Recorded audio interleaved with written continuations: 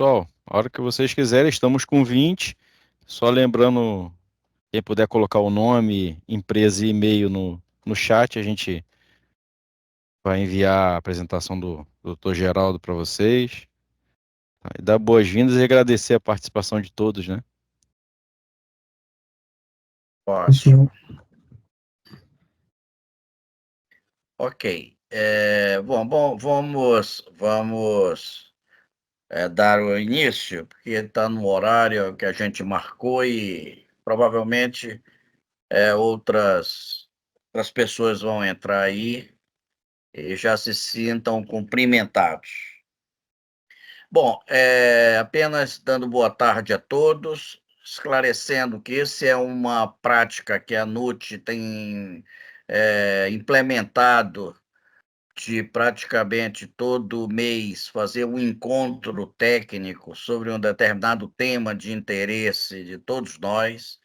Um parêntese, o nosso presidente do conselho, o Júlio César, vice-presidente da CENIBRA, está aqui nos prestigiando, do conselho diretor da ANUT, tá? Tá, Júlio? Um abraço em joia. você aí. Obrigado. Eu só. Tá ótimo. Ô, Baldez, deixa eu só falar um negocinho que eu não vou poder ficar, mas eu não poderia deixar de entrar, né? Dar as boas-vindas aí ao Geraldo, Muito obrigado. da Xenu, né, grande parceiro nosso aí de longa data, e agradecê-lo aí pela disponibilidade, pelo tema, que é um tema muito afeito aí, né? Ao nosso dia a dia, e com certeza motivo de preocupação de muitas de nossas empresas. Então, acredito que será um excelente evento. Não sei se... o Christian já tá gravando aí. Posteriormente, eu vou assistir, né, mas, infelizmente, não tenho como participar hoje, né? Cheguei de viagem ontem e está um caos aqui no meu lado aqui. Mas, Geraldo, muito obrigado. Você está em boas mãos aí com o Baldez e com o Christian, né? E fique à vontade. Mais uma vez, obrigado aí pela cooperação e participação. Júlio, sou eu quem tem que agradecer pela confiança, pelo espaço, pela disponibilidade. Muito obrigado. Digo a vocês todos que é uma grande honra poder participar desse evento. Muito obrigado, Júlio. Tá joia. Pessoal, com licença. Peraí, Júlio. Só para informar a todos, Júlio era diretor da CENIBRA, hoje é vice-presidente, portanto, se tornou cidadão do mundo. Agora, de vez em quando, eu ligo para ele, estou aqui no Japão, o que é que tu quer? Estou aqui no céu. Então, o mundo virou a casa dele. Parabéns aí, Júlio. E obrigado aí por você ter entrado. Tá joia. Tchau. Bom, como eu ia dizendo, então a NUT tem feito isso mensalmente, né? Já tivemos temas que foi desde fiscalização da NTT, né? Já fizemos sobre a parte também técnica de ferrovias e assim por diante. Nós temos feito vários encontros, bem aberto a todos, e que eu acho que tem contribuído aí para a nossa comunidade. O segundo ponto é de que a formatação vai ser a seguinte: o Geraldo vai fazer uma exposição inicial, tá? Em seguida é aberto a perguntas, debates, posicionamentos, tá? E a nossa previsão é encerrar até às 16 horas, tá?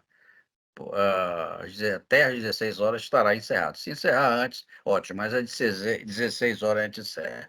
Somente para dar o contexto do Geraldo, eu vou ler um mini currículo, porque se for ler o currículo todo, chega às 16 horas. Não precisa disso, não, Baldez. Geraldo Mascarenhas Lopes Cansado Diniz, ele é advogado pela Universidade Federal de Minas, especialista em Direito Empresarial pela Fundação Getúlio Vargas, foi consultor tributário da Price e do contencioso tributário na advocacia Betiol, foi professor de Direito Civil da Associação de Ensino Unificado do Distrito Federal, aqui é o DF, aqui de Brasília, e de Direito Tributário da OAB, da Escola Superior de Advocacia do Distrito Federal.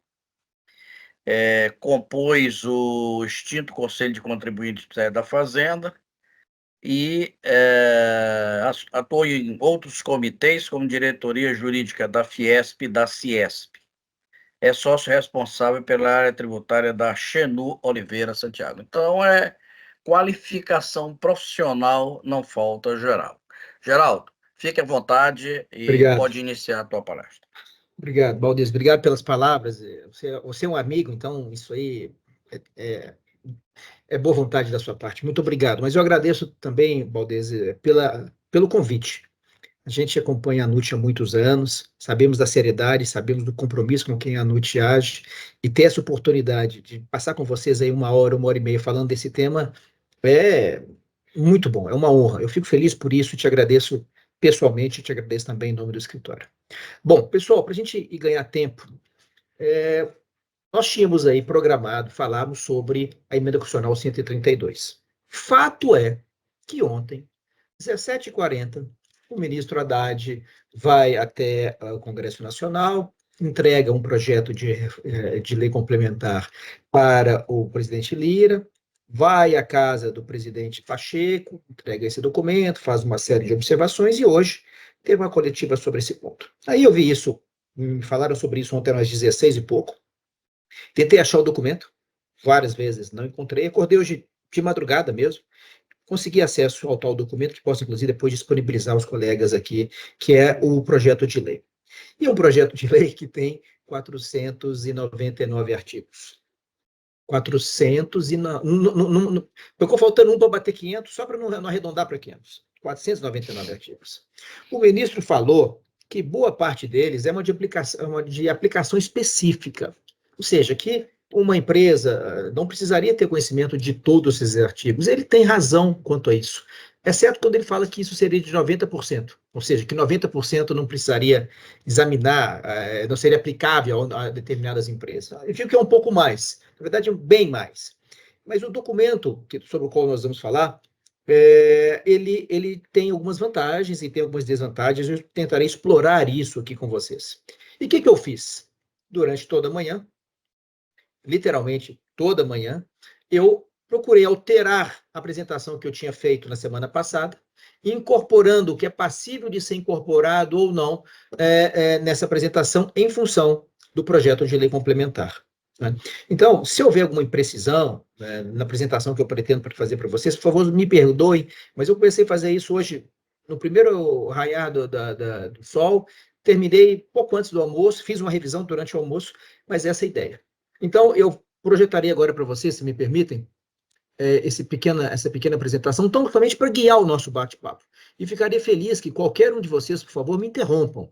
Eu não vou ficar vendo a mãozinha aqui, porque eu vou estar fazendo a apresentação. Então, abra o microfone e me interrompa, questione, corrija, que a ideia é justamente nós evoluirmos assim. Só um minutinho, eu já estou dividindo a tela, e deixa eu fazer aqui a projeção agora.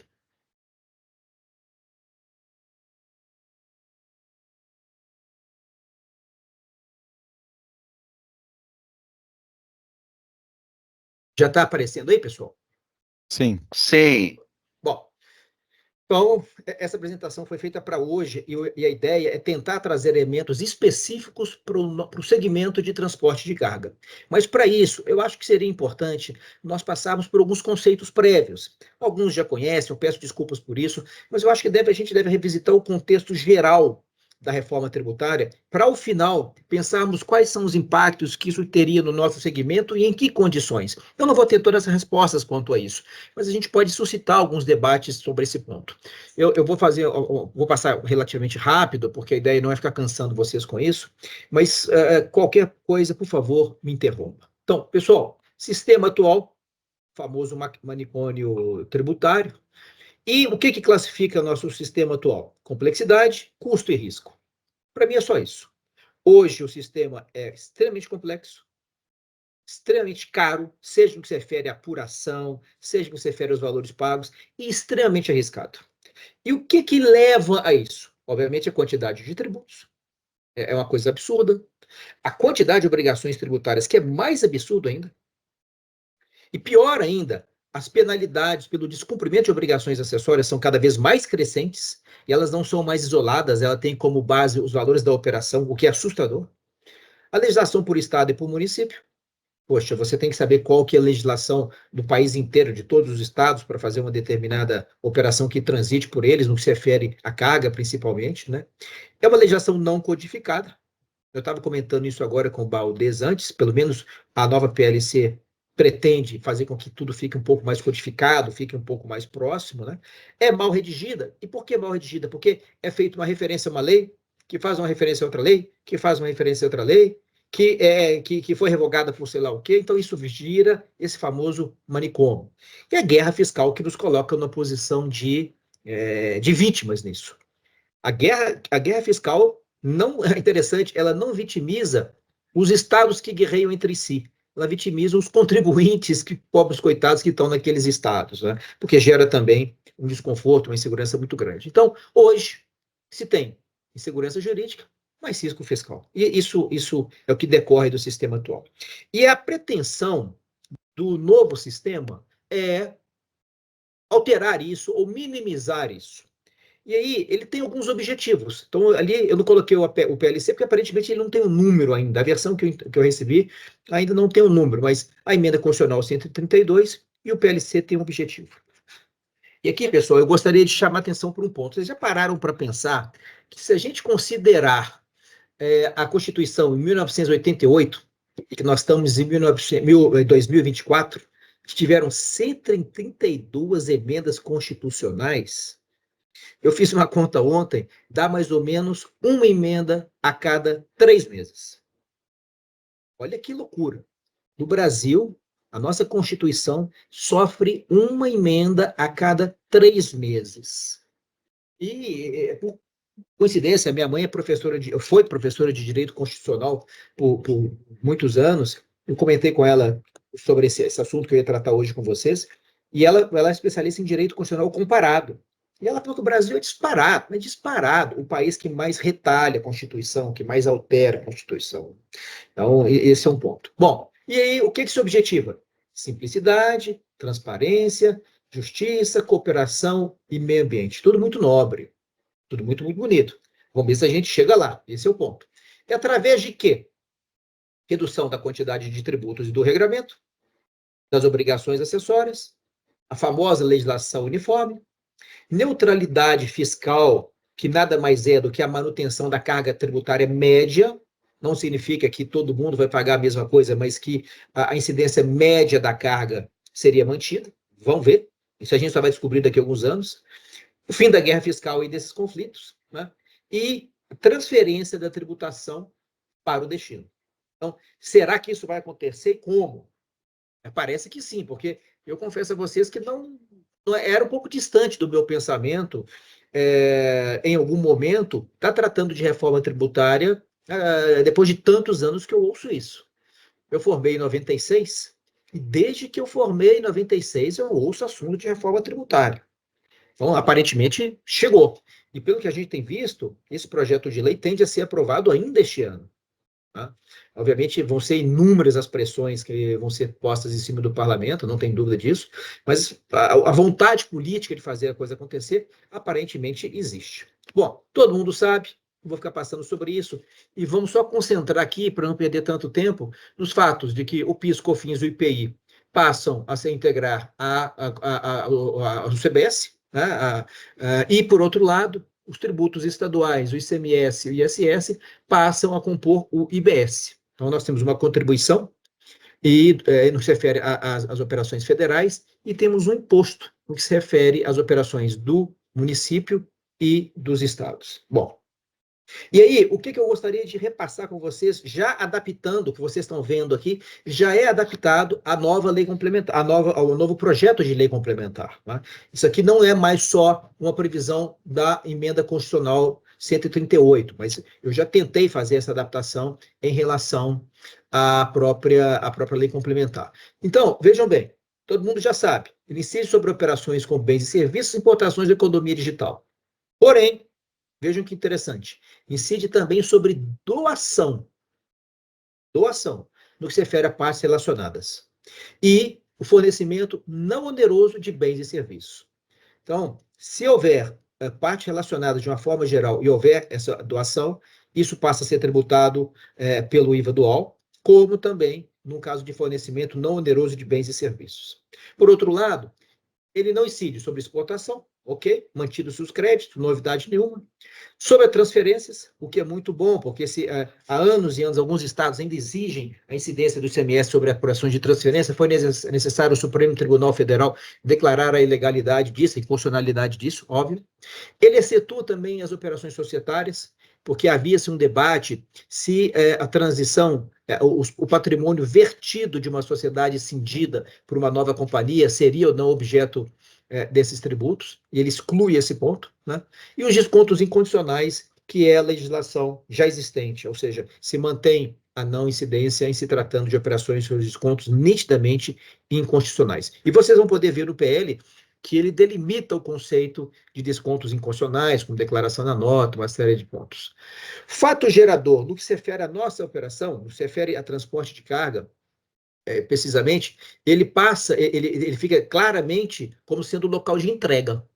Então, o fato gerador é o início da operação de transporte, é o gatilho para a incidência do imposto, e nesse contexto, considera-se o local de entrega da carga, diferente das operações com passageiros. Então, é uma regra específica para a carga, ou considerar que o local é o local de entrega. E por que isso é importante? Porque vocês vão ver logo abaixo que as alíquotas que têm que ser consideradas é do local de entrega, e não do local de início do transporte, né?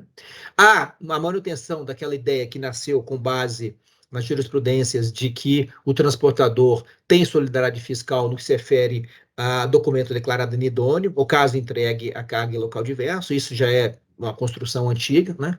E quanto às alíquotas, né, no que se refere ao IBS, ela vai ser fixada por lei específica de cada ente, de cada município, de cada 5.600 municípios e de cada estado. E essas alíquotas, elas têm que ser a mesma alíquota para todas as operações. E a alíquota do IBS vai ser o somatório das alíquotas do estado e do município, no nosso caso, considerando o destino. E segundo foi dito ontem, isso seria algo próximo de 17,7.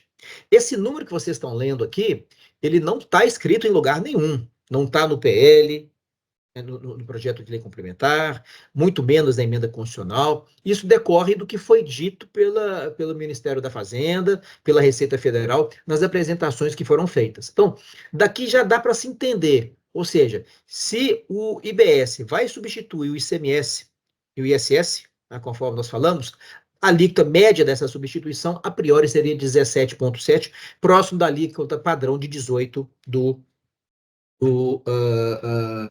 ICMS. Então, olha que interessante. Aqueles contribuintes que estavam sujeitos ao ISS, cujas alíquotas são menores, por óbvio, e que passarão a estar sujeitos ao IBS, de imediato já tem um aumento da carga tributária muito significativa.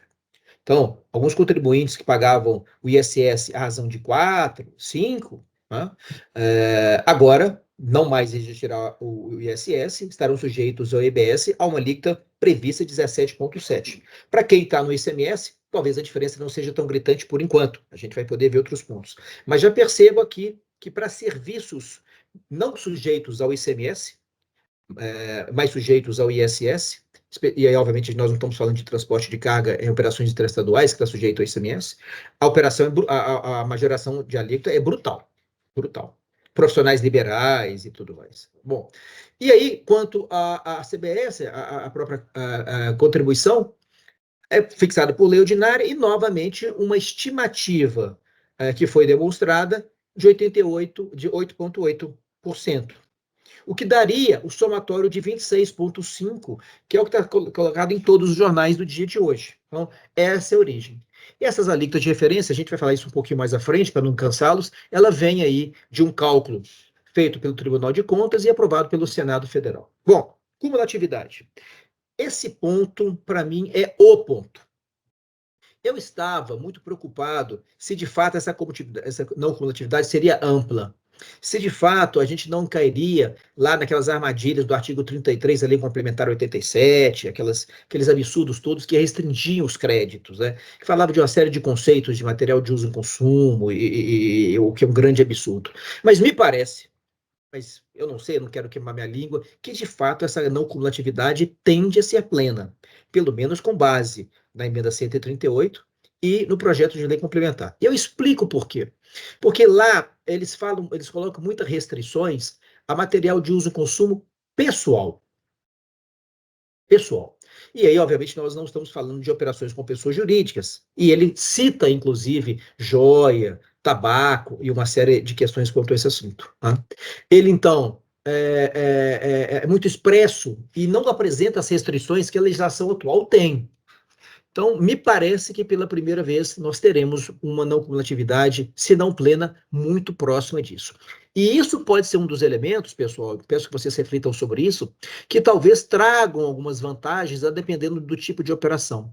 Para aquelas atividades em que haja um volume grande de insumos que atualmente não podem ser apropriados, por causa daqueles absurdos que a gente vê sobre o IPI, que diz que ele tem que ser consumido de forma imediata, integral. A gente vê os absurdos quanto ao PIS e COFINS, dizendo qual que é o conceito de relevância que foi definido pelo Supremo Tribunal Federal. Tá?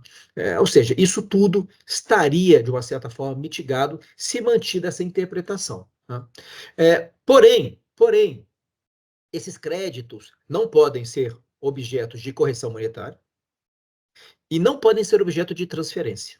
Então, a gente vê hoje alguns estados, São Paulo faz isso muito bem, tem lá o ECREDAC, Minas Gerais nem tanto, porque aqui tem um limite global, mas em alguns estados, Ceará é impossível, mas alguns estados tendem a tentar facilitar essa transferência de crédito do ICMS. Isso vai deixar de existir. Né? Não vai ser mais possível essa movimentação de crédito ICMS entre contribuintes. Tá? Mas, por outro lado, é interessante que esse crédito ele poderia ter origem numa compensação na apuração, quatro formatos, vejam bem. Uma compensação na apuração, no saldo devedor anterior, via o ressarcimento, e a gente vai poder falar um pouquinho sobre isso, e depois no que ele está chamando de uma apuração subsequente. O cálculo é feito por fora, finalmente, os benefícios fiscais deixam de existir e passarão a ter uma compensação, que nós podemos falar um pouquinho mais à frente sobre a tempo. Esse crédito acumulado, que eventualmente existam, do ICMS, do PIS e do COFINS, ao final do regime de transição, seriam compensados com um novo tributo. Então, se chegar lá em 2033, você tiver créditos, há um mecanismo que a gente vai poder ver também, que é passível de utilização desse crédito. Por óbvio, porque a vedação, a utilização do crédito desses tributos antigos nos tributos novos, nesse momento de transição, no momento de fechamento, seria, obviamente, inconstitucional. E existem algumas tendências de simplificação das obrigações acessórias, o que não me pareceu tão profundo, viu, pessoal?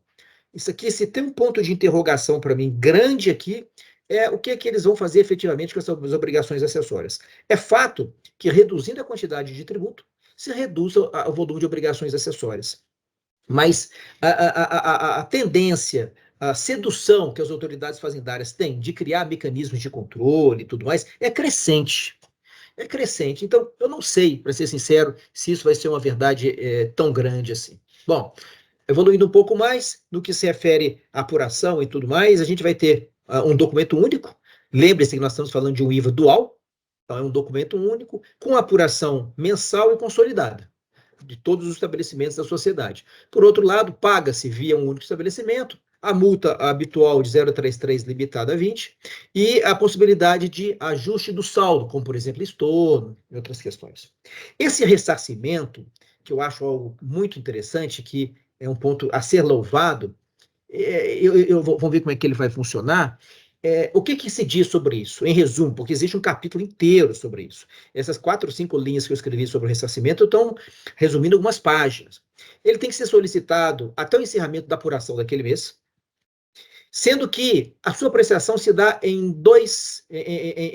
pode se dar de duas formas distintas. Em 60 dias, no que se refere a crédito de ativo imobilizado, ou quando esse crédito foi inferior, está escrito lá, a 150% da média mensal da diferença entre os créditos e débitos apropriados e incidentes dos últimos 24 meses. Então, vai se ter essa formulazinha. Se o crédito ao qual você objetiva o encerramento, o ressarcimento, for inferior a 150, a unidade fazendária tem que se manifestar num prazo inferior a 60 dias. Por outro lado, estando fora dessas duas opções, a manifestação tem que ser respondida em 270 dias. Não houve manifestação, o crédito deverá ser ressarcido. Em quanto tempo? 15 dias. Então, a fórmula como toda é interessante. 270 dias talvez seja muito, eu concordo, mas pelo menos se você tem alguma coisa mais visível, que impede o absurdo que nós vemos hoje de acúmulo de crédito. Eu tive uma reunião na Secretaria da Fazenda de Minas Gerais na semana passada, e foi dito lá por uma autoridade fazendária que Minas Gerais tem 14,5 bilhões de créditos acumulados de impostos não ressarcidos, de ICMS, não ressarcidos. Né? Agora, o pessoal que passa por essas circunstâncias, os exportadores e os acumuladores de crédito, tem aí uma saída.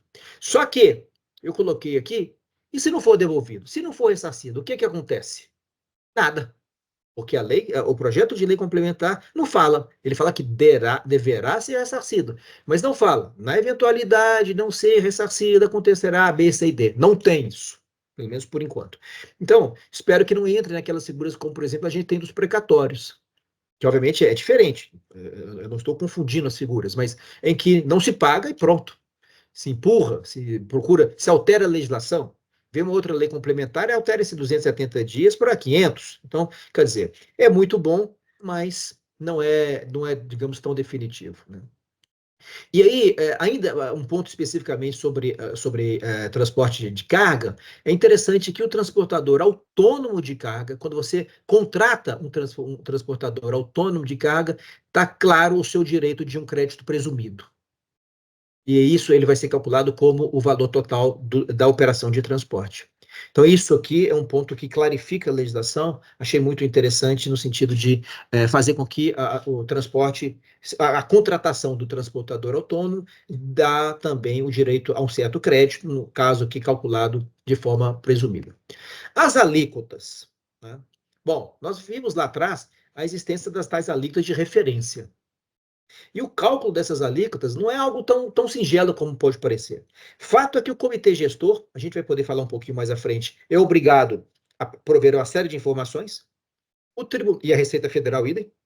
O Tribunal de Contas da União calcula, envia para o Senado, e o Senado tem que aprovar até o dia 31 de outubro para que essa alíquota seja aplicada no ano subsequente. Novamente, isso aqui, essa página aqui, que eu estou passando para vocês, é um resumo de 3, 4 páginas, de quase 2 dezenas de artigos, muito complexos sobre fixação dessas alíquotas. E esses cálculos, eles são feitos, pessoal, ali está escrito receita. Esses cálculos, eles são feitos numa série de métricas que utilizam e consideram a receita de referência da União, que ela remonta a determinados exercícios para pegar um cálculo médio, e a receita de referência dos estados. Esse cálculo, então, é feito pelo Tribunal de Contas da União, que tem 180 dias para responder, eu não vou cansá-los com isso, tem todo um rito para responder, e depois é remetido ao Senado para que ele aprove essas circunstâncias. Nesse período de 2030 a 2035, existe a possibilidade de uma calibragem, digamos assim, que considera essa média da receita base e desses tetos de referências, que são conceitos trazidos pela legislação, trazidos inclusive pela própria emenda constitucional 132, mas nós não temos tempo para tratar disso, é desnecessário, né? O interessante é que, uma vez havendo essa calibragem, você não tem direito nem de restituição, nem a Fazenda tem direito de cobrar eventuais diferenças quanto a esses pontos. Bom, pessoal, passando rápido sobre isso, mas eu gostaria que vocês ficassem muito atentos à relevância do comitê gestor.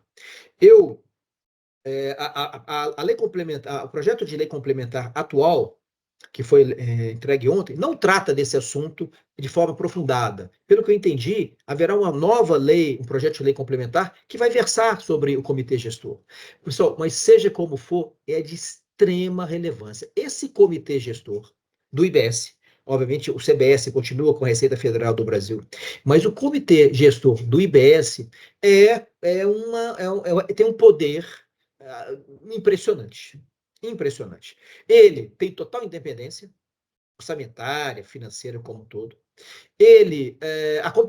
Através dele, é exercido parte da competência fiscal dos estados e dos municípios. Os estados e municípios continuam sendo os entes tributantes, por óbvio, é uma competência constitucional, mas ele passa a ter, como vocês vão ver, grande relevância quanto a esse exercício. É este órgão que arrecada, que efetua, que controla as compensações, que distribui as receitas entre os entes. Ele é o responsável por unificar a interpretação da legislação. Obviamente, ele não é um órgão que edita normas, leis nesse sentido, mas ele tem o poder de editar normas objetivando clarificar, objetivando esclarecer determinadas pontas interpretativas, né? Ele, através de um órgão próprio, não o comitê em si, mas ele instituirá, junto com a Receita Federal, a decisão do comitê do contencioso administrativo. Vocês sabem que hoje o CARF, do qual eu tive vontade de fazer parte, é um órgão praticamente inoperante. Eu não sei como é que isso vai ser tratado, mas isso vai ser objeto de uma nova lei complementar, né? Ele vai implementar soluções integradas com a Receita Federal, vai coordenar fiscalização, lançamento e vai municiar o Tribunal de Contas da União quanto às alíquotas de referência. Existe uma forma de deliberação, eu não vou passar por isso aqui, mas basicamente 27 representantes dos estados, 27 dos municípios, sendo que são 14 do município, com valor igual, independentemente da população, e 13 ponderando a população, depois se soma o resultado e se tem uma maioria absoluta de decisão desse comitê gestor. Bom, regimes específicos. Infelizmente, nosso segmento não está aqui dentro, né? Existem vários, isso aqui passa muito por interesse da própria União, como pelas formas como são conduzidos os lobbies e tudo mais dentro do Congresso Nacional, mas fato que nós não estamos aqui no que se refere a operações de transporte de carga, propriamente dito. É verdade que alguns dos clientes tomadores desse serviço podem até estar, isso é um fato, mas o próprio serviço de transporte não estaria aqui dentro. Mas, volto a dizer, isso pode ter um reflexo na medida em que a mercadoria que seria passível do transporte pode estar sujeita a algum tipo de regime específico. Porém, o fato dessa mercadoria estar sujeita ao regime específico, até onde eu consegui entender, não atrai a tributação sobre o serviço de transporte para esse regime. Então, nesse contexto, me parece que não mudou muita coisa, volto a dizer, pelo menos até onde eu consegui entender até o momento. Novamente, não estamos contemplados aqui no que se refere ao serviço de transporte de carga com reduções das alíquotas, tá? Existem essas 3 reduções, 30, 60 e 100. O serviço público coletivo rodoviário fica sujeito à redução de 60. No que se refere a passageiros, transporte público coletivo, rodoviário e metroviário, mas não abrange aí o conceito de transporte de carga.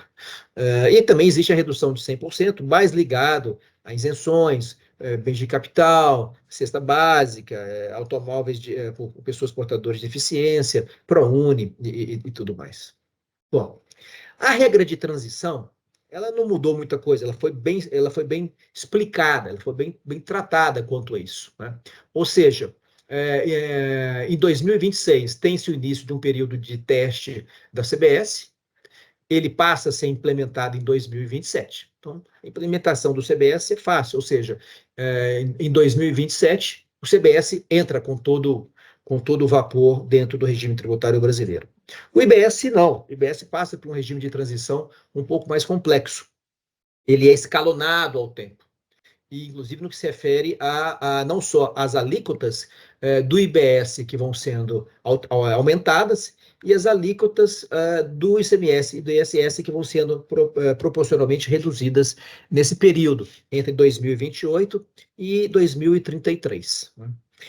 Então, de forma esquemática, é o que a gente poderia considerar. Se pegarmos lá, novamente, o projeto de lei complementar, veremos páginas e páginas trabalhando sobre isso, sobre as alíquotas testes, etc. Aqui tem um pequeno errozinho, eu coloco aqui, está aqui, tem período de teste, aplicação de 1, na verdade é 01, eu peço desculpas por isso. Esse documento tem a fonte ali, eu tirei do site. Bom, não vem tanto ao caso, mas eu gostaria só de fazer uma reflexão sobre imposto seletivo. Então, esses impostos próprios vão incidir basicamente sobre o que se entender são itens prejudiciais à saúde, prejudiciais ao meio ambiente. E aí que se interessa, quando se transporta esses bens. Então, tem lá quem produz um determinado bem que é entendido como sendo prejudicial ao meio ambiente.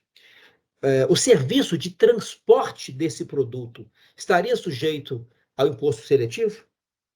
Uma coisa é o produto em si, porque ele é prejudicial à saúde e prejudicial ao meio ambiente. Mas se alguém transporta esse produto, ele está sujeito adicionalmente a esse imposto seletivo? Eu estou entendendo que não, porque ali está muito claro que é a produção, extração, comercialização, importação, e não tem nada afeta a transporte. Eu, inclusive, coloquei entre aspas para os senhores perceberem isso, né? Mas eu não sei se em algum momento vai ser feita uma construção qualquer que para mim seria claramente ilegal, no sentido de que a comercialização envolve o transporte, a importação envolve o transporte. Para você comercializar, você tem que transportar, e por razão pela qual, então, estaria sujeito ao ISS sobre o serviço de transporte, perdão, o imposto seletivo sobre o serviço de transporte. Então, eu fiquei pensando sobre isso. Eu não tenho uma resposta clara, mas, eventualmente, é algo que a gente pode refletir um pouco. É monofásico e alíquotas em leis ordinárias. Aqui também, eu fiquei pensando em algo interessante. Vejam que o IPVA ele passa a considerar de forma mais visível o tipo, o valor e a utilização e o impacto ambiental do veículo. Então, em tese, uma locomotiva que seja elétrica e comparado com uma locomotiva que seja diesel, e eu entendo que estariam sujeitos ao IPVA, porque são considerados veículos nesse sentido, né? Imagino eu, em algum momento, talvez possam ter distinção. Ou caminhões mesmo, de uma forma geral, que se demonstrem mais ou menos eficientes, né? Veículos elétricos de carga, algo desse sentido. E IPTU, imposto de transmissão, não vou passar direto, porque eu acho que não faz tanta diferença para a gente. E agora, pessoal, depois de feito todo esse bate-papo que nós fizemos aí, é o que interessa mesmo. É o motivo da nossa conversa. Então, tudo que a gente conversou, no que se refere ao nosso segmento, vai ter ou não aumento de tributação? Bom, sabemos nós que a alíquota que foi presumida, que foi dita de forma não oficial, que não está escrito em local nenhum, em lei nenhuma, em projeto de lei nenhuma, seria 26,5% no que se refere ao IVA dual, tanto ao imposto quanto à contribuição. E aí há que se pensar o seguinte, agora a apropriação de créditos passa a ser realmente muito ampla. Então, eu tenho uma esperança, não sei se isso é pueril da minha parte, em entender que itens que anteriormente, na prestação do serviço de transporte, não eram passíveis de apropriação para efeitos de PIS e COFINS e para efeitos de ICMS, agora serão. Por outro lado, se nós pensarmos, eu não sei o regime que se estaria sujeito ao PIS/COFINS, seja o regime cumulativo ou não cumulativo, seja a alíquota de 3,25 ou de 9,65, somada a uma alíquota de ICMS, que varia, talvez nós fiquemos próximos dos tais 26,5, talvez. Mas a vantagem do sistema é que a não cumulatividade, me parece, de fato, seria plena. Então, eu acho que é hora dos senhores, me permitem esse palpite, aqueles que atuam diretamente no segmento, simular isso. Eu sei que nós somos uma associação de quem utiliza esse serviço, né? Obviamente, somos um grupo de empresas que são os usuários desse tipo de serviço. Nós não somos as transportadoras. Mas o custo desse transporte, eventualmente, vai poder ser aumentado ou reduzido em função dessas incidências fiscais. O que reflete, obviamente, nas nossas operações, nas operações das associadas da ADUT. Então, entender claramente se isso vai ter um impacto ou não é muito positivo para todos os efeitos de negociação que são necessários na hora de contratação do frete e tudo mais. Ou seja, o prestador de serviço para os associados da ADUT passarão a ter uma apropriação de crédito em níveis que, acredito eu, não teriam antes. E se considerar essa alíquota de 26,5%, como também a alíquota de ICMS, a qual já estavam sugeridos anteriormente, e ao regime de apuração de PIS e COFINS, acredito eu que talvez possa se decorrer algum tipo de vantagem. Eu gostaria até de ouvir algum de vocês que tem uma experiência mais aprofundada do que eu nesse ponto, para saber até que ponto essa minha referência faz algum sentido ou não, né? Como eu comentei, infelizmente, não há previsão de um regime próprio para o segmento de transporte de carga. Existem vários outros, mas não para esse segmento em específico. Sobre o imposto seletivo, eu comentei com vocês já. Ou seja, se nós estamos transportando um determinado bem sujeito ao imposto seletivo, o serviço seria contaminado, sujeito ao imposto seletivo, então é um ponto interessante. A progressividade do IPVA, tive a oportunidade também de comentar a vocês, dependendo da expressão, dependendo do tipo e da utilização, e principalmente do impacto ambiental. A questão referente ao critério territorial, na medida em que a gente deve considerar agora o destino da carga, muito claramente, o destino da carga. E para isso, nós teremos que conhecer qual vai ser o município de destino, qual vai ser o estado de destino. Soma-se, então, as duas alíquotas e tem-se ali a alíquota do imposto, do IBS. Soma-se a alíquota do CBS, que é a contribuição, e tem-se o valor total. Então, esse é um ponto de um controle muito grande nesse ponto. A questão do regime monofásico para os combustíveis, já que esse é um insumo tão crucial para as transportadoras, hoje está claramente monofásico, não há mais uma série de dúvidas que antigamente se apresentavam, me parece que é um ponto muito positivo, além de que, obviamente, tem claramente o direito ao crédito, né? A questão afeta ao regime favorecido para biocombustíveis, existe um capítulo específico sobre esse assunto, achei um tanto quanto interessante, né? E, por fim, contratação, a alíquota zero, quando esse transporte é feito, em favor de serviços tomados pelo poder público.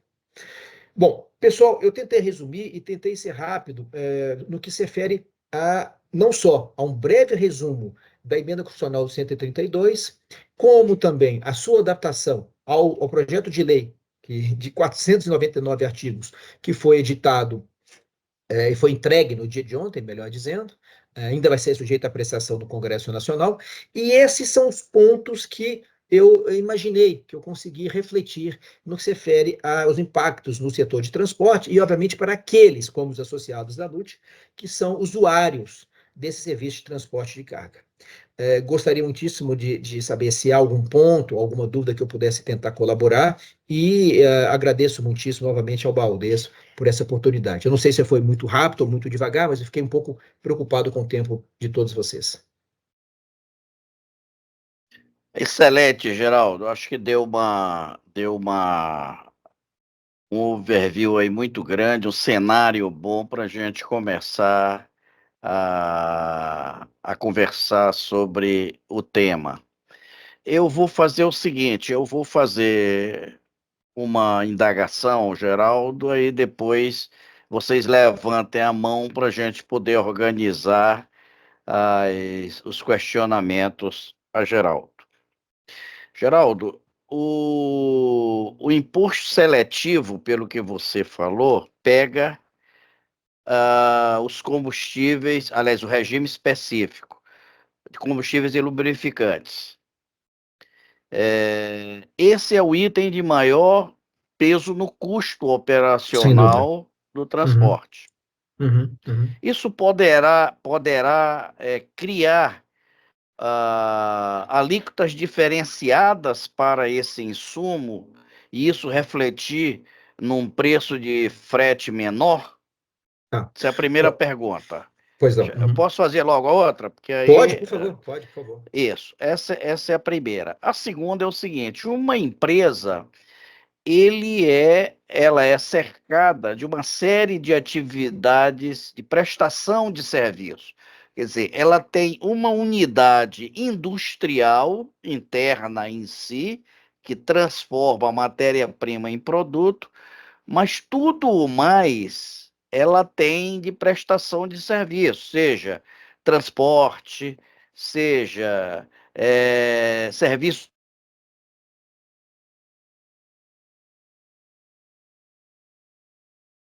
Valdez? Pessoal, vocês estão ouvindo o Valdez? Não, acredito que travou. Ah, sim. Foi cometer assim, a minha tela aqui deve estar voltando. Será que eu já vou responder na primeira pergunta dele?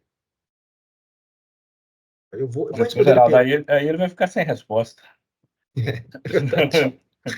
Vamos esperar um pouquinho. Aproveitando, boa tarde a todos, gente. Boa tarde, olá, Felipe. Como vai? Tudo bem? Tudo bom. Congelou mesmo.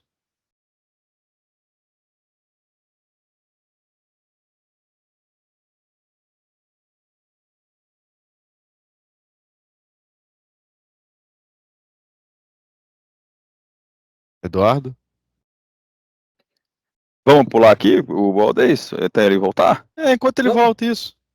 Vamos lá, por favor, Eduardo, se você quiser colocar a sua pergunta ou sua contribuição, por favor, se tiver ao meu alcance. Então tá bom. Bom, Geraldo, primeiro, obrigado aí pelas explanações. Eu cheguei um pouco no meio da sua explanação. Pois não.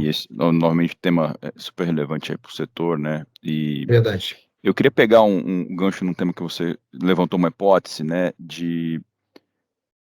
Do transportador ter condições de aumentar o crédito dele. Que eu acho que deve estar residindo na questão da alíquota, mas também é hipótese. Mas eu queria mais pegar nesse ponto, né? O que te motivou a pensar que isso poderá acontecer? E depois também perguntar uma coisa que talvez você tenha falado, vou pedir desculpas aqui se já. Nesse sentido do transporte intramunicipal, acaba o ISS sobre transporte intramunicipal? Essa é a outra pergunta que eu tenho. Então, começar a segunda pergunta. Sim, o ISS é extinto. Então, o transporte como um todo passa a estar sujeito ao IBS. Por isso que eu até cheguei a comentar, Eduardo, um pouquinho. É uma excelente pergunta. Todos aqueles serviços que estavam sujeitos ao ISS e que passarão a estar sujeitos ao IBS, né, eles vão ter um aumento significativo. Por quê? Porque a carga que foi dita aí ontem e hoje na coletiva de imprensa é que o IBS seria de 17,7. Então, para quem estava sujeito a um ISS, e eu não estou falando só de transporte, estou falando de serviços de uma forma geral, profissionais liberais, seja quem for, e passarem ao IBS, vão ter um aumento realmente significativo. Então, é como eu penso. Bom, só que o IBS é acreditável, né? O ISS sim, não é. Sem dúvida, mas se você colocar a diferença da alíquota, porque nós estamos falando de um ISS que às vezes está próximo de 5 e vai pular para 17. Perfeito. Quem está dentro do prestando serviço do município e não tem condição de tomar esse crédito vai ter um impacto muito grande. Violento. Quem, então, por porventura, exemplo, consiga tomar o crédito, acaba minimizando isso. Minimizando. Mas eu acho que, eu arrisco dizer, Eduardo, eu não sou bom de fazer conta, que não supera um aumento de 5 para 17,7. Entende? Então, a alíquota, eu entendo a questão do crédito, mas nem sempre isso é possível, a depender do perfil do serviço que está sendo prestado. Sim, dependendo se está no lucro real, presumido, tem um monte de coisa, tem razão. Exatamente. Bom, e a sua primeira pergunta, se eu entendi bem, é o que me leva a entender que seria possível o aumento do creditamento nas operações, é isso? Do transportador, isso. Agora, antigamente, até onde eu acompanhei, nem todos os insumos adquiridos pelo transportador eram passíveis de creditamento da apuração de PIS e COFINS, caso sujeito a esse regime, ou eventualmente do próprio IPI. A IPI, todos vocês sabem, acreditamente IPI é um inferno completo, né? Se restringe muitíssimo, ou a própria questão afeta o ICMS. Então, o que eu imagino, e eu gostei muito dessa parte, eu confesso a vocês que eu gostei muito, que pensei que eu nunca fosse ver isso, o regime de não cumulatividade tende realmente a ser amplo, o que não é hoje. As aquisições hoje, para efeitos de ICMS, estão restritas lá, conforme o artigo 33 da Lei Complementar 87. O conceito de material de uso e consumo, material intermediário, uma série de questões. Isso tudo deixa de existir. PIS e COFINS está sujeito àquela ideia, se tratar se é essencial e relevante. E depois de anos e anos e anos de briga, o STJ resolveu manifestar alguma coisa, e mesmo assim, não é um conceito fechado. A Receita entende que determinado assunto não um determinado item não é essencial, e o contribuinte entende que é irrelevante. Então, hoje, me parece que não só para aquele que é prestador do serviço de transporte de carga, mas para a indústria de uma forma geral, o fato é que se ampliou muito o leque de apropriação de créditos. Que antes ele tinha que lutar para apropriar crédito de IPI, se houvesse na operação, lutar para apropriar crédito de ICMS, se houvesse na operação, e na maioria das vezes há, e os créditos de PIS e COFINS. Hoje, Eduardo, quando eu li a emenda constitucional, eu falei, poxa, isso aqui está bacana, mas eu duvido que isso vai ser mantido no projeto de lei complementar. E eu queimei a língua. Está escrito lá. Então, eu quero entender que isso vai ser realmente amplo. Em sendo assim, pode ser que essa variação na alíquota, que não seja tão grande, seja também, de alguma certa forma, minimizada, se é que ela vai ser positiva, com a possibilidade de vários e vários outros insumos, antes não creditáveis, passarão a ser. Por exemplo, peças. Peças não eram passíveis. Então, o sujeito tem uma frota de caminhão. Né? Imagino eu que alguns componentes do caminhão, eu não estou falando de pneu, não estou falando dessas questões mais que se desgastam, que é o conceito do desgaste, né? Mas outros pontos talvez não dessem a esse creditamento. Né? Pessoal que opera com transporte ferroviário, imagino eu que nem todos os bens adquiridos dariam ensejo ao creditamento. Pode ser que o material rodante dê, mas pode ser que chapas, pode ser que manutenções não dê. Então, eu acredito que melhora por esse lado. Não sei, Eduardo, se eu conseguir te responder. Não, acho que sim, claramente. aumenta o espectro de possibilidades dele de capturar esse crédito, né? Aumenta muitíssimo, mas muito mesmo, muito mesmo. Tá bom, obrigado. Eu que agradeço. Obrigado por sua participação, fico feliz com ela. A Lauren está com a mão levantada. Pode ficar à vontade, Lauren. Olá, tudo bom? Oi, Lauren, como você está? Tudo bem? Eu estou bem, obrigada. Obrigado Eu por fiquei também participar. com algumas dúvidas. Pois não. Se a gente puder esclarecer aqui, eu fiquei com um pouco de dúvida como é que vai funcionar essa questão da tributação na origem e destino nas diversas situações, porque a gente tem situações interestaduais, dentro do estado e dentro do município, então eu fiquei um pouco de dúvida. E o meu outro ponto de dúvida é o Simples Nacional, porque eu lembro que o Simples Nacional não ia ser afetado. E muitos transportadores, às vezes, os menores estão no Simples Nacional, então... Eu vou te explicar as duas coisas. Tem uma regra, inclusive, específica para o Simples Nacional. Boas perguntas. Lauren, olha só. Lembra que isso aqui é um projeto de lei complementar. Uma vez aprovado, o que a gente vai ter? Projetos de leis ordinárias. Uma vez aprovado, o que a gente vai ter? Regulamentos. O regulamento, assim como existe o regulamento do ICMS, que vai deixar de existir, haverá um regulamento conjunto do IBS, de aplicação pelos municípios e pelo Estado. Ou seja, isso tudo vai descendo de nível. A gente estava no nível 1, estamos no nível 2. Então, para baixo, as especificidades só aumentam. Do jeito que está hoje, o que eu estou entendendo? Tributação é destino. Então, há um transporte de carga que sai de Ipatinga, a terra lá do Felipe, e vai para Palmas, no Tocantins. Tá? Bom, ele vai passar por vários municípios, obviamente. Estou imaginando que esse é um transporte direto, ele não vai parar em local nenhum, porque ele tem que emitir o conhecimento para aquele local. Então, quais vão ser as alíquotas aplicáveis nessa operação? Vai ter que olhar qual que é a alíquota de Palmas. E Palmas vai ter que ter a sua alíquota. Né? Ele pode, inclusive, aderir às alíquotas de referência. A tendência é que os municípios façam essa adesão à alíquota de referência. Mas lá você vai ver, na lei, quando você tiver a oportunidade de ler, que ele poderá. Então, as alíquotas de referências não me parecem ser impositivas quanto a isso. Então, você vai ter que saber, o Felipe vai ter que saber qual que é a alíquota de Palmas. Bom, aí ele vai ter que saber qual que é a alíquota, então, do Tocantins. Aí ele vai somar essas duas. Essa alíquota vai ser a alíquota do IBS. Perfeito. Aí ele vai ver qual vai ser a alíquota da União, que é o CBS.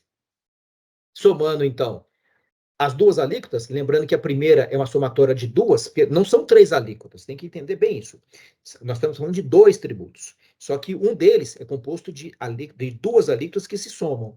Então, somando a alíquota do IBS, que é Palmas Tocantins, e alíquotas da CBS, que é a União, você vai saber a alíquota incidente sobre a sua operação. Ah, mas ele passou por vários estados. Não muda nada.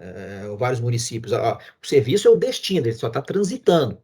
Essa é a ideia que está sendo mantida. Esse ponto ficou claro para você? Tá. Agora, no que se refere ao Simples Nacional. As empresas que trabalham com o Simples Nacional, que estão sujeitas ao Simples Nacional, não são obrigadas a aderir a esse programa. Essa modalidade fica como está. E eles não aproveitam crédito, por óbvio, a partir do momento que eles estão dentro de uma apuração, de um regime distinto. Mas aquele que adquire o serviço do Simples Nacional vai poder apropriar esse crédito. É como eu entendi também. Tá? Então, veja bem, a pessoa especificamente que está sujeita a esse regime, por óbvio, não tem que falar em nada de creditamento, mas o contratante do prestador que tem esse regime estaria passível de apropriação desse crédito. E o que Laura, me parece muito justo, porque senão ia acabar isso.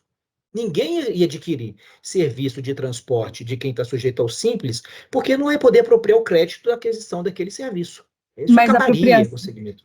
A apropriação se daria por qual parâmetro? Né? Porque o recolhimento dele é num valor, se ele se mantiver no Simples Nacional, muito menor do que uma alíquota que a gente está vendo aqui, por exemplo, de, o que a gente falou, 23,5%. Em qual parâmetro seria para minha tomada de crédito? Não sei se está claro também, porque é de ontem, né? Eu entendo. 400 artigos ontem, então não sei. 499. Mas só um parêntese. Laura, eu estava brincando com o Baldez, eu prefiro 499 artigos numa norma do que 30 numa, 50 noutra, 60 noutra, 100 noutra, que você fica louco para interpretar isso. Então, eu prefiro um texto mais codificado. Tem 499, mas tem 499 onde você encontra, né? Laura, mas respondendo a sua pergunta, eu entendo que a tomada do crédito é pelo valor do serviço que foi pago. Ou seja, se o serviço prestado pela transportadora que está sujeito a um regime de Simples Nacional, o valor que seria passível de creditamento pelo tomador é aquele que foi pago pela operação. Enquanto você estava falando, eu estou procurando se a norma traz isso expresso aqui. Por enquanto, não encontrei. Se eu achar por aqui, eu grito e te aviso. Tá bom. O Baldez, você estava fazendo uma pergunta super bacana e você congelou aí, ficou estático, assim, parecendo um boneco e... Diga lá. Mas um belo boneco, né? Claro. Sem com dúvida. Certeza. Quem sou eu para dizer que não? Eu disse que eu ia fazer 2 perguntas. A primeira é a seguinte, é sobre o óleo combustível, que é o principal insumo do transportador. Ele vai ter um regime específico. Isso eu posso entender de que a alíquota do combustível pode aumentar em relação ao que é cobrado hoje ou diminuir? Isso é uma pergunta. Sim, ok. A segunda é a seguinte, a lei fala que o Senado definirá, aí, por proposição do TCU, as alíquotas de referência. Isso significa que os estados não podem cobrar tarifas acima dessa referência ou abaixo dessa referência? Bom, Baldez, ambas excelentes perguntas. A primeira, quando você tem um regime próprio, você tem um regime que não está, obviamente, sujeito a determinadas regras gerais. E isso vai poder fazer com que, através de lei ordinária, seja tratado as alíquotas. Lembra que nesse texto todo que a gente está lendo aqui, nos tais 499 artigos, não se fala de alíquotas de número, não se define a alíquota. Se define, então, somente as alíquotas de transição, a de 0,5, a de 0,1, etc. Mas não se define claramente qual será a alíquota após esse período. Tá? Então, nesse contexto, imagino eu que, em se tratando de um regime próprio e que estará sujeito a uma legislação ordinária própria, é sim possível que haja algum tipo de oscilação quanto a isso. Eu não sei te responder se isso acontecerá ou não, mas no campo da possibilidade, me parece que isso é sim uma realidade. Bom, segundo, espero ter te respondido pelo menos parcialmente, mas a lei não traz a informação como um todo. Agora, sobre as alíquotas de referência, eu estava comentando aí com o colega, desculpe, me fugiu o nome dele, estava agora há pouco na minha tela, ele sumiu, que ele me fez uma pergunta um pouco semelhante. Aqui, ó, Aí, foi o Eduardo. O Eduardo, exato. Desculpe, Eduardo, ter esquecido seu nome, me perdoe. Que o texto, quando ele fala da alíquota, o Valdez, de referência, ele fala poderá. O Estado e o município poderão aplicar essa alíquota. Então, se ele utiliza esse sistema, eu estou entendendo que essa alíquota não é impositiva. Eu estou entendendo assim. Por quê? Porque não está dita, o Estado e o município fixarão alíquotas até o ponto de referência. E a própria palavra, Valdez, indica isso, referência. O que é referência não é obrigatório. Você pode ter por referência, mas não é obrigatório. Mas, por outro lado, existe um movimento muito grande de que isso seja, de uma certa forma, unificado. Se não, Valdez, a reforma tributária não vale muita coisa. Se eu tiver Minas com 19, São Paulo com 18, e o Tocantins com 17, então eu entendo que isso não vai ser algo tão fora desse parâmetro, entende? Mas a lei, eu prestei a mesma atenção no que você está dizendo, não é expressa ao dizer que essa alíquota será aplicável, entendeu? E aí, Geraldo, fazendo um adendo, Sim. eu me lembro de que quando a Argentina iniciou o seu processo, me parece que foi há uns 10 anos atrás, da reforma tributária, a alíquota era de 13%. Hoje está 25%, 26%. É isso Quer dizer, aí. a gente começa com 26%, daqui a pouco está 40%, ué, porque É isso o aí. Estado ele é perdulário e quer mais imposto, mais imposto, mais imposto. Por isso que quando, e é a minha pergunta, quer dizer, a sensação é de que a hipótese básica de que não haverá aumento de arrecadação foi apenas para dourar a pílula. Porque só para encerrar, durante algumas discussões que eu tive, inclusive na CNI, a minha posição foi a seguinte: não, uma vez estabelecido essa alíquota, que em tese pode ser esses 26,5%, ela é máxima, tem que estar na lei que ela é máxima. Ela não pode ser superior, nunca mais. Se botar na Constituição. Porque senão fica um negócio, né, à luz do governo de plantão. Eu estou precisando de dinheiro, e é anual as tarifas de referência, me parece que vale só anual. um ano. É anual. É não é? anual. E tem que ser editada até o dia 31 de outubro do ano anterior, entende? Pois é. E aí então, você fica numa insegurança, quer dizer, a insegurança que continua do custo relativo ao custo tributário. Esse é um ponto que você levantou muito bem, mas infelizmente o texto não é expresso no sentido de que a alíquota vai ter de operação obrigatória. Esse é um problema. E outra coisa, Rogério, se puder também utilizar alíquotas menor que a de referência, a guerra fiscal está instalada. Não. Não? Então, Concordo. não é? As duas premissas básicas da reforma tributária, que é manutenção do volume de tributos arrecadados e evitar a guerra fiscal, aparentemente, a não ser que eu esteja equivocado, Parece que é frágil essa premissa, esse pressuposto. Mas eu concordo com você, volto a te dizer, mas eu quero acreditar, né, que em algum momento essa linha de referência vai ser, sim, observada. O que eu estou querendo dizer é que eu não consegui ler no texto, pelo menos por enquanto, uma indicação de que ela é obrigatória, entende? Porque ele utiliza o verbo do condicional. Pois é. No condicional. E é nesse cenário que me parece que talvez, volto a dizer, talvez, isso seja um ponto de debate. Perfeito. Quem mais? Levantar a mãozinha aí. Nada? Ô, Geraldo, você foi bem convincente. Não sei se Posso isso é fazer um bom, não sei se é ruim. comentário? Claro, por favor. Claro. Por Mas favor. excelente, viu, a exposição. Geraldo, Karina, quem fala aqui da BCR, agradeço, Valdez, pelo convite, acho excelente, acho, inclusive, primordial, né, esse nosso diálogo, enfim, você contribui bastante aqui para as nossas discussões. Mas queria só comentar, existem alguns outros projetos de lei em curso que são oriundos daquelas frentes parlamentares, do empreendedorismo, né, Isso e a mesmo. gente até auxiliou. Exato, trouxemos alguns 12. subsídios.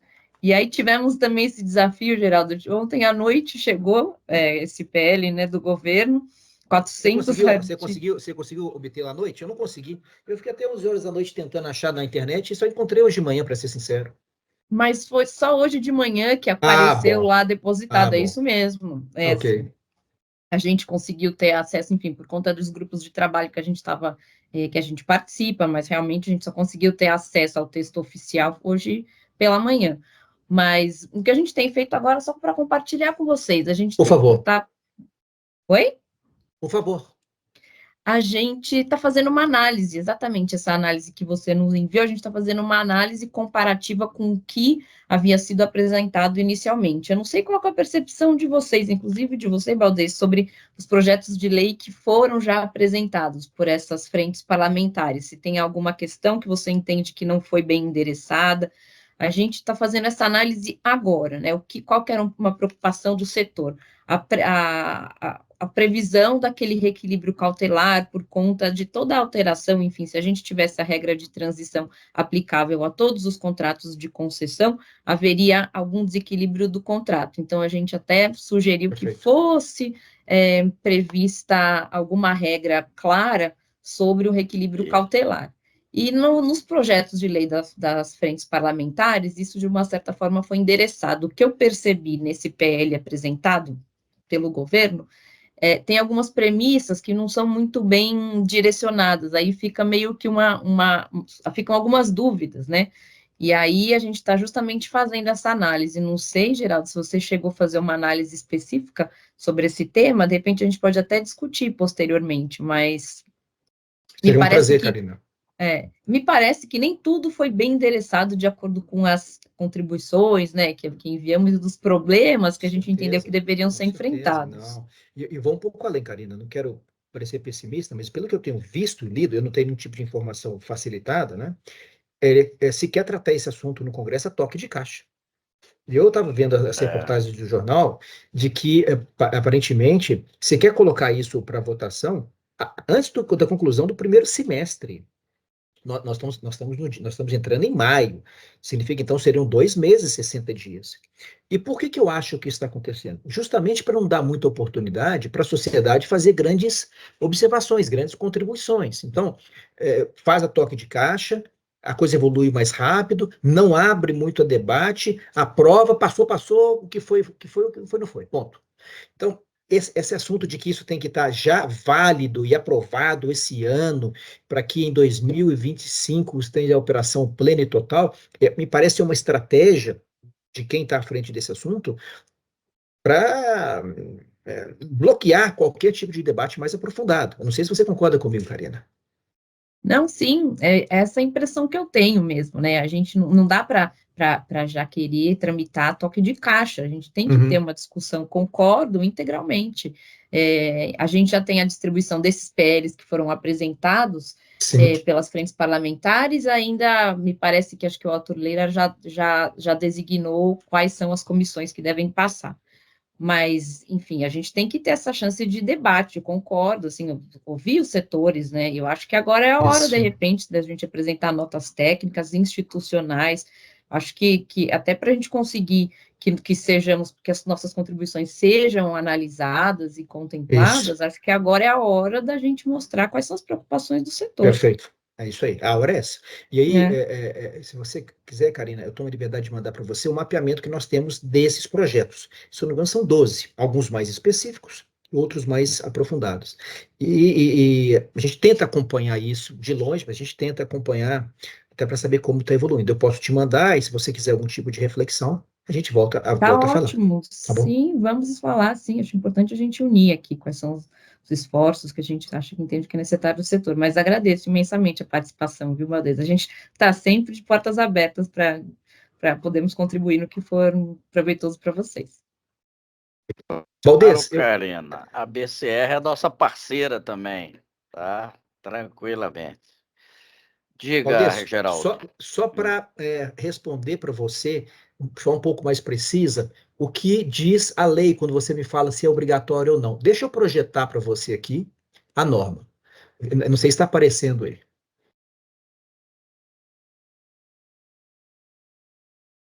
Sim. Olha só, das alíquotas. As alíquotas da CBS e do IBS serão fixadas por lei específica do respectivo ente. Então, obviamente, a União, o Estado e o município, e o DF. Aí ele coloca, ao fixar a sua alíquota, cada ente poderá, olha que palavrinha estranha essa aqui, ó, poderá vinculá-la à alíquota de referência da respectiva esfera federativa, de que trata o artigo 18, por meio de acréscimo, decréscimo à alíquota de referência. Olha só, olha aqui, ó. Aí. Defini-la sem vinculação, olha só, olha aqui, ó. Pois é, ué. A palavra aqui, ó. Isso está no artigo 14, são 360 páginas, olha aqui, ó. Então, tem uma espécie de exposição de motivo lá em cima, tem uma tabela, e nesse contexto. Então, veja que, respondendo o que você está perguntando, isso me parece um ponto, uma porta de escape, que pode jogar muita coisa por terra. Porque a pergunta é, então, para que vai fixar essas alíquotas de referência? Para quê? Serve para nada, que o Estado pode utilizar ou não, pode alterar ou não, inclusive pode nem levar em consideração, como está escrito lá. Com acréscimo ou decréscimo. Decréscimo. Então, mas eu quero acreditar, Valdez, que eventualmente exista, sim, não sei se eu estou sendo muito pueril, um certo consenso em estar próximo dessa realidade. É o que eu quero ver, entende? Bom. Então, o que eu digo é o seguinte, apesar do, como você falou, dos 500 artigos que tem aí, o detalhe é aquele negócio aquela frase antiga da humanidade, né? O diabo mora no detalhe, né? Aí você vê um verbo, o Felipe aqui, sabe disso, né, Felipe? O contrato que eles assinaram lá com seus fornecedores, se a vírgula tiver no lugar errado, morreu. Então, poderá é uma faculdade, é uma, né? Então, eu fico, quando ocorreu porque a CNI, ele montou também uma série de grupos lá, e para analisar foram 19 grupos, e me colocaram em 2 lá. Um foi do reequilíbrio de contrato, então que é uma coisa também que é uma coisa também que a gente precisa analisar com calma. Por exemplo, eu tenho os contratos, as concessionárias de rodovia, aqui está Karina. Evidentemente, quanto que vai crescer a tributação desse serviço? Não tenho ideia, mas, sei lá, vai duplicar, vai aumentar 60%, evidentemente que vai haver um reequilíbrio de contrato, não é? Então, você vai pagar mais pelo pedágio, que quem paga é o embarcador, não é? E aí, se você não tiver um primeiro momento de elevação, primeiro reequilíbrio, depois o Estado de São Paulo acha que a alíquota está baixa para ele, aumenta. O segundo reequilíbrio, aí não sei quem acha que está baixa, aumenta. A gente vai parar onde, cara? Então, eu tinha proposto lá, não foi aceito, tá? Não foi aceito porque disse que o pessoal da Fazenda disse que se engessava muito, que é a alíquota máxima, tá certo? A alíquota máxima é essa e acabou, pô. Quem quiser que viva dentro daquela alíquota. Não foi aceito, disse que isso engessava, tirava a autonomia do governo, autonomia. Aí, em função da autonomia, eles daqui a sei lá, 10 anos, começa com 26,5, acaba com 35, com 40, com 50, 70, sei lá. Para Então, mim, eu entendo, eu concordo com você, é um grande desafio. Você tem razão nisso. Agora, em algum momento isso vai ser aprofundado, né? O problema é que a lei já fala isso, né, Geraldo? É uma lei complementar, não é uma lei qualquer. Né? Já aprovada, publicada, está valendo. Então, o texto não. A lei complementar não. A lei complementar é um projeto.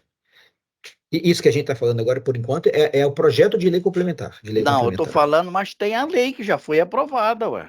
Não, tem a emenda. A emenda constitucional. Que eu tô falando, sim, a emenda constitucional, sim, que lá está escrito isso, não tá? Sim. Tá, não, mas aqui na própria lei complementar que isso se torna mais evidente. A esperança é que a lei complementar fechasse esse ponto, né? Mas pelo que eu estou entendendo, não fechou. A Constituição deixava isso um pouco em zona cinzenta, né? E agora, essa é a minha percepção também, Valdes. Eu acho que a gente, entendo, Karina, eu acho que a gente tem que atuar, todos nós aqui, dentro das suas entidades e tal, porque realmente eu acho um assodamento querer aprovar um negócio desse em 2 meses, certo? Com tanto detalhe a ser esclarecido, né? Porque depois vira outra coxa de retalho, né? Começa a interpretação daqui é assim, a interpretação dali é assado, o Estado acha que essa interpretação não vale para ele, o município acha assim, acha assado, aí depois de 10, 15 anos a gente tem a mesma parafernália que tem hoje. Entendeu? Então, a fixação legal de determinados conceitos é primordial, porque senão, se eu tenho uma interpretação, tu tem outra, o dia que eu for governador aqui do Distrito Federal, eu espero não ser, tá? Mas um dia posso ser governador do Distrito Federal e aí eu querer, isso aí para mim é poderar, então eu poderei fazer o que quiser. E aí, pô? É o problema. Agora eu não sei como fazer isso, primeiro, num prazo tão curto, tá certo? Eu não acredito que vai haver audiência pública para que a gente pudesse ir lá dar a nossa opinião. Eu não acredito, eles vão fazer. O máximo que você pode fazer é pedir uma audiência, um relator, não é? E aí levar as suas posições, tá certo? Mas realmente... acho que é esse o caminho, viu, Valdez? Eu não acho que não vai haver uma audiência pública, pelo menos não me parece, assim, não tenho notícias nesse sentido. Eu acho que tanto não vai, porque na apresentação que eles fizeram hoje, não sei se vocês receberam isso, não sei se eu consigo colocar essa apresentação aqui no chat para quem não tem ainda, a apresentação oficial. Eu vou mandar para o Dr. Valdez, mas aqui no chat eu não consigo anexar um arquivo, por alguma razão não está me deixando anexar arquivo. Eu sei qual é, ele é muito grande, não é esse que é pesado, para 200 e tantos mega. Eu recebi não. É uma apresentação, regulamentação da reforma tributária, feita hoje. E o que ele escreve aqui? Que eles tiveram. Foram ouvidas 70 instituições, né? Então, eles já que foram feitas 330 reuniões. Então, eles tentam colocar agora, Karina, como se esse assunto já tivesse mais ou menos esse debate fosse superado, entendeu? Então, esse é o perigo, entende? Esse é o perigo. É exatamente isso, entendeu? Eu sei qual, eu acho que eu recebi esse documento aqui, eu estou procurando, mas é exatamente, ele põe lá não sei quantas mil reuniões, não sei quanto, não sei o que, ou seja, eu já ouvi vocês e não me enche o saco. Esse é o recado, esse é o recado. Exatamente. E olha, eu não sei se vocês também tiveram oportunidade de se manifestar para os grupos técnicos. Lembra? O Ministério da Fazenda criou alguns grupos técnicos, a gente enviou algumas contribuições, mas assim, não participamos efetivamente das discussões, né? Não, nesse caso da CNI, nós participamos do grupo, mas não. Aí depois uma pessoa da CNI que foi conversar na Fazenda com o Bernard Pi, que era o secretário executivo. O coordenador geral lá dos trabalhos. Então. Bom, alguém tem mais alguma pergunta? Porque a gente está chegando ao fim. Algum questionamento? Felipe? Não, Felipe. É bom porque tuas perguntas são muito difíceis de responder. É melhor não fazer mesmo. Não, Valdir, mas considerando o tributário geral dele, não me arrisco, não. Que bobagem. É verdade. Olha, obrigado, eu acho Geraldo, assim. parabéns. Obrigado, muito obrigado. Olha, eu vou sugerir, até, se não fosse te explorar muito, mas a gente aguardar esse resto de semestre, vamos ver como é que vai evoluir. As nossas entidades vão continuar a trabalhar, ver se é possível aí, tá certo? Reuniões laterais e levar posições. Mas aí a gente espera que ali para junho, julho, se isto realmente evoluir e for aprovado alguma coisa, a gente voltar a te explorar e fazer uma segunda rodada aí contigo. Tá bom? A data e a hora que você quiser, pronto, não tem problema. É só já você marcar. Já temos então essa promessa. Vamos aguardar ali para julho, até lá a gente vê o que é que vai ocorrer e a gente volta a fazer. Bom, mais alguma coisa? Ninguém mais? Então eu só tenho a agradecer, Geraldo, a você por ter vindo aqui nos aclarar essa opção de pontos e principalmente, né, sistematizar, tá certo? Não é fazer um resumo de tudo que está lá, agora é cada qual ler, fazer seu dever de casa, né? E também agradecer a todos vocês, chegamos a quase 40 pessoas na reunião, muitas entidades, além de pessoas, muitas entidades, tanto em empresas associadas à noite e fora também, de forma que teve um público, Geraldo, muito grande. Tá certo? Muito obrigado. Eu fico muito feliz de ouvir isso. Eu muito que obrigado. agradeço. Bom, muito obrigado a todos. Um abraço e até a próxima. Muito obrigada. Boa tarde a todos. Boa tarde. Tchau, tchau. Tchau.